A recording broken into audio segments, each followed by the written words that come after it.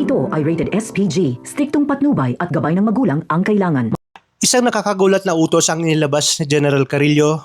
Para sa kanya, isang malaking hadlang si General Guerzon dahil hindi ito pumapabor sa kanyang mga lihim na plano. Naniniwala rin siyang si Guerzon ang dahilan kung bakit nalaman ni Lara ang katotohanan bago ito nasawi. Dahil dito ipinadala niya ang kanyang mga tauhan upang tuluyan ng patahimikin si Guerzon. Ngunit hindi nila inaasahan ang biglang pagdating ni Axel Rosales. Mabilis itong pinigilan ang mga armadong tauhan at nailigtas niya si General Guerzon. Kasabay nito, ang isa pang malaking revelasyon.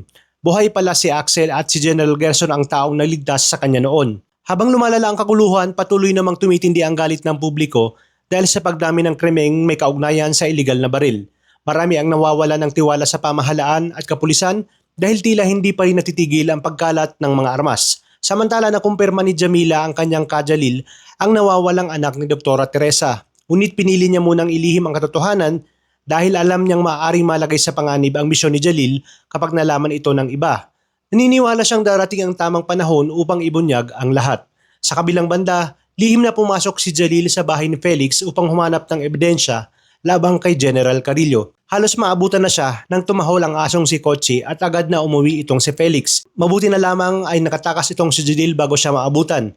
Kahit malakas na ang gutom ni Felix na may pumasok sa kanyang bahay. Samantala, nakuha na ni Marcos ng video ang lihim na pagpapadala ni General Madrigal ng malaking halaga ng pera. Ngunit bago siya makaalis, hinarang siya ng mga armadong tauhan ni General Carillo. Hindi man siya sumuko, nanaig pa rin ang dami ng kanyang kalaban at tuluyan siyang nabihag. Naiwan sa lugar ang kanyang sirang cellphone at ang lucky charm ni Gabriel na siyang naging palatandaan ng kanyang pagkawala. Dahil dito agad na nabahala si Asuelo at Jalil nang makita nila ang mga naiwang gamit ni Marcos. Napagtanto nilang may masamang nangyari. Sa headquarters, sinabi ni Jalil na hindi pa tinatapos ng mga kalaban si Marcos dahil may impormasyon silang gustong makuha mula rito. Tama nga ang kanyang hinala. Dinala si Marcos sa isang lihim na lugar at paulit-ulit na pinilit na magsilita tungkol sa mga nalalaman niya.